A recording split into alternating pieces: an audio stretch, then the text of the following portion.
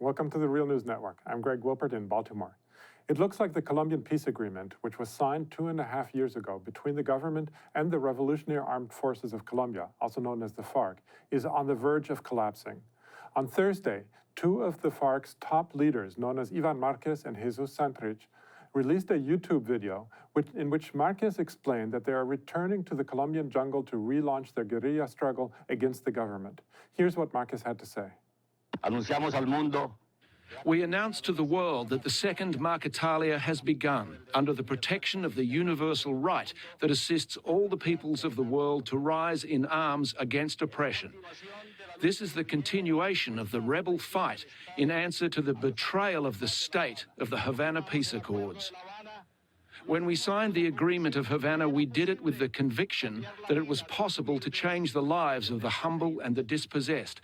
But the state has not fulfilled even the most important of the obligations, that is to guarantee the life of its citizens and particularly to prevent their murder for political reasons.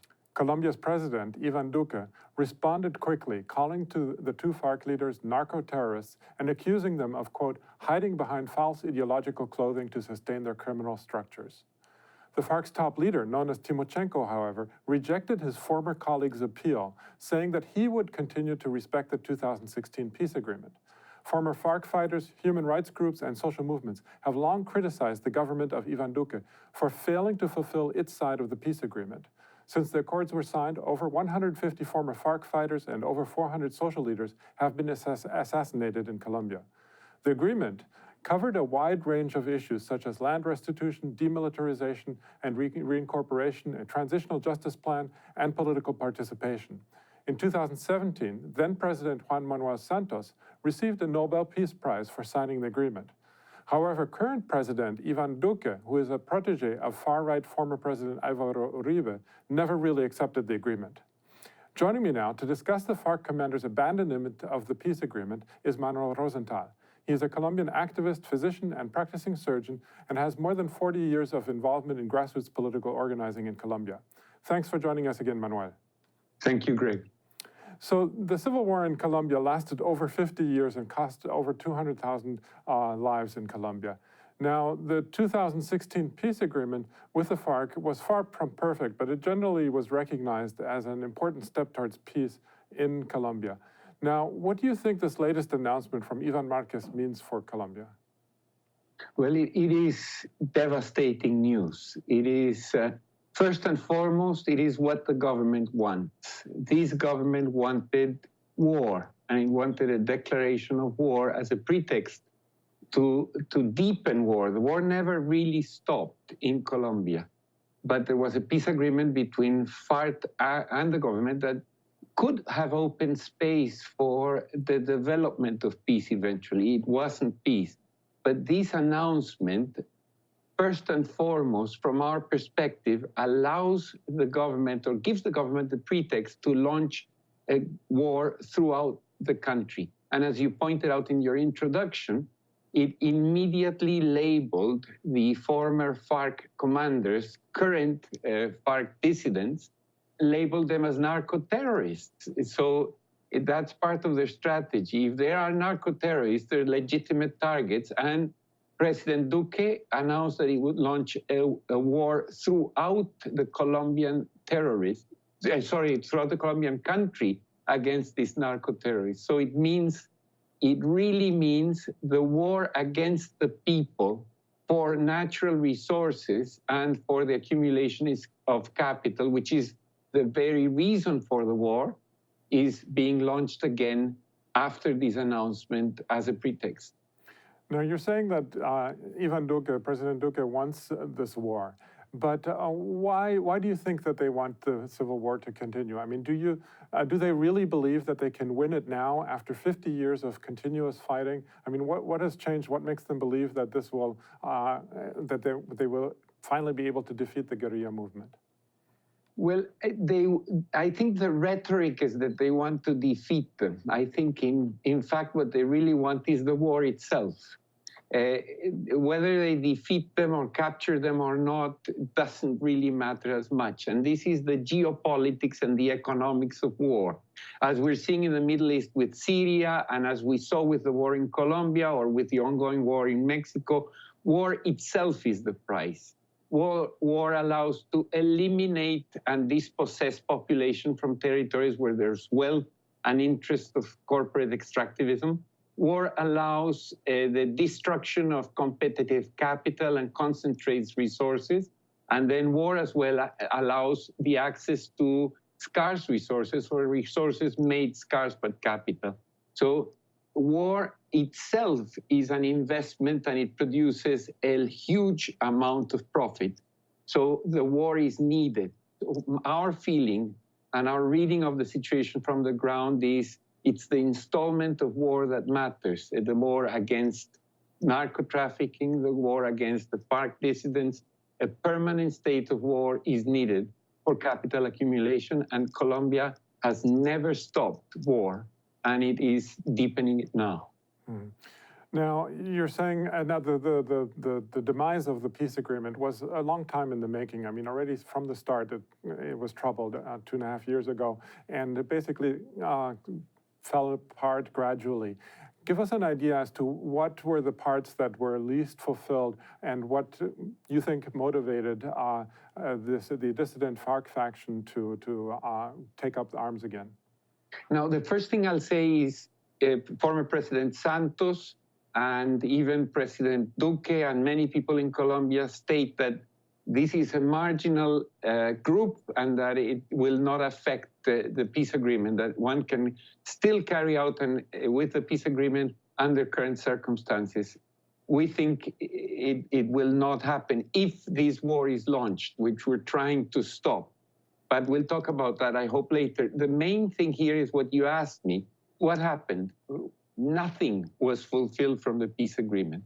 For example, the special jurisdiction for peace has been under attack by the government, which is more or less a peace and reconciliation commission, or a truth and reconciliation commission. The government doesn't want any truth to be exposed from their side of the conflict. They only want the truth from the side of FARC to be exposed. The FARC has been allowed political participation, but every trick and every manipulation has been used to close down their participation. Agrarian reform, which is the essential point of the peace agreement and the key component of a peace in Colombia, has not been kept. Legislation was passed even before the peace agreement was signed to make it impossible for these agrarian reform to take place, and land is actually being transferred to corporate interests, to fracking and other interests. So then the media is completely controlled by the government and now the far right. So everything in the peace agreement was closed. But key issues, it's not just any two commanders who are announcing the war. The chief negotiator, Ivan Marquez, the man who was there throughout the process, leading the negotiation with the government, the man who sat with former Secretary of State of the US, is the one that announced that he cannot sign a peace agreement. That cannot be ignored.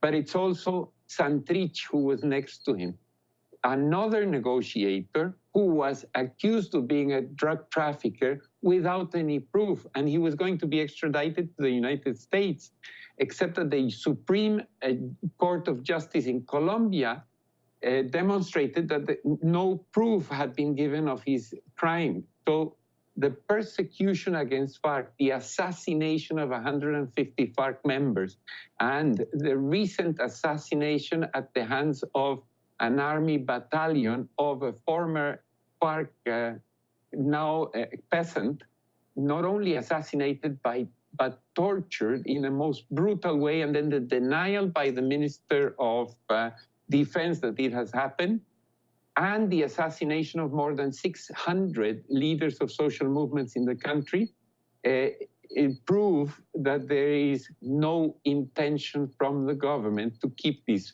peace agreement, which is a poor peace agreement to begin with, because it doesn't address any of the structural problems that led to the revolutionary war in the country. But even that, as you said, was a beginning.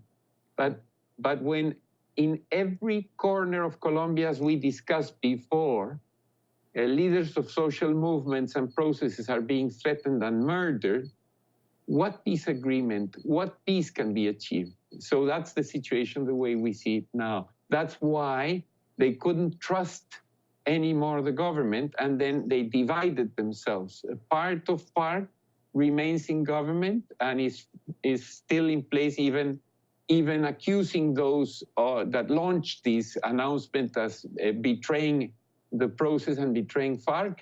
And Marquez and the ones you showed are showing that there is no way to trust this government and that the peace agreement is over. That's the current situation. Now, there's a statement circulating in Cauca, in the area where you are, that is going to be signed by social movements and indigenous organizations calling on Marquez and Santrich to reverse their decision. The statement says, quote, "We call on you to declare an immediate, indefinite ceasefire during which you commit yourselves to listen to the voice and the decision of the social movements and of all actors who wish to organize themselves to decide during a defined term, 1 year, the path to follow in order to rise against the establishment and to commit ourselves to a consensual path to achieve peace and autonomy with dignity." And then it goes on to say, "Listen to the people, do not respond to war with more war."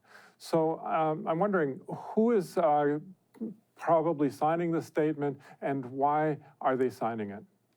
Well, the first thing I should say is underscore the fact that people who have lived under war in Colombia have told both the government and FARC that we do not want any more war, that war will not achieve any social change, that war is actually an instrument of the state that will only serve the purpose of the state and capital and corporate capital to dispossess people and accumulate wealth.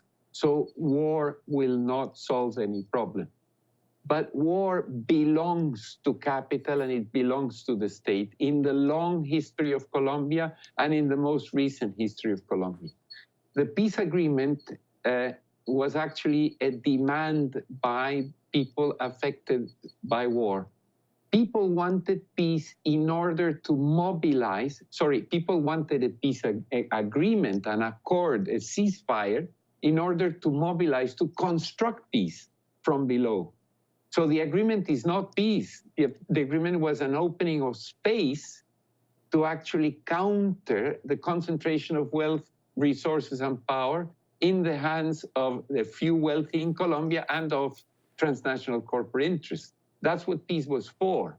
That's what we expected would happen. That's exactly what a war and the continuing war would stop. So launching a war now first denies the decision made by most people in this country affected by war that we don't want war anymore. It is not a decision consulted with people, so it replaces and supplants the popular will.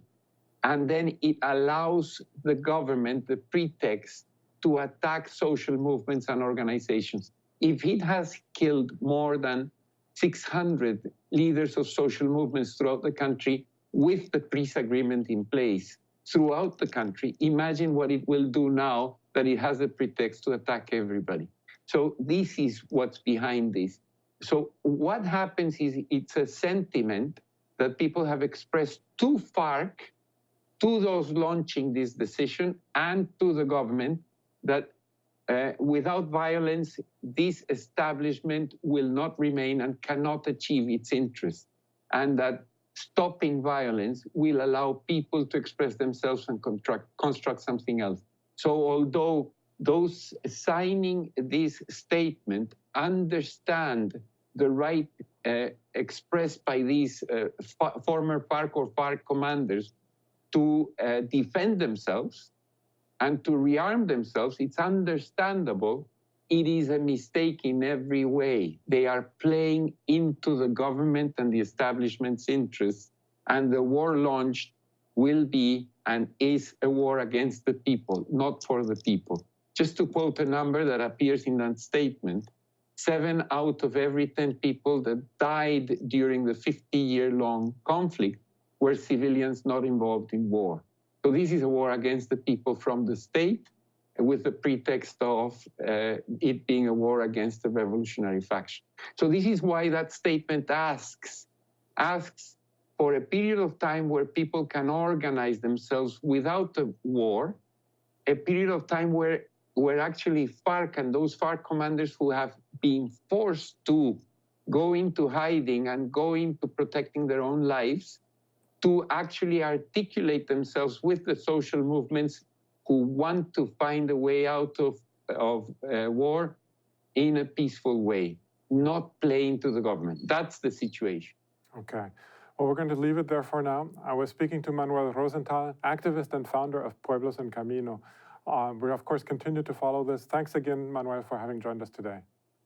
Thank you, Greg. Thanks, and we hope we can achieve this, that people are listened to finally. Right. And thank you for joining the Real News Network.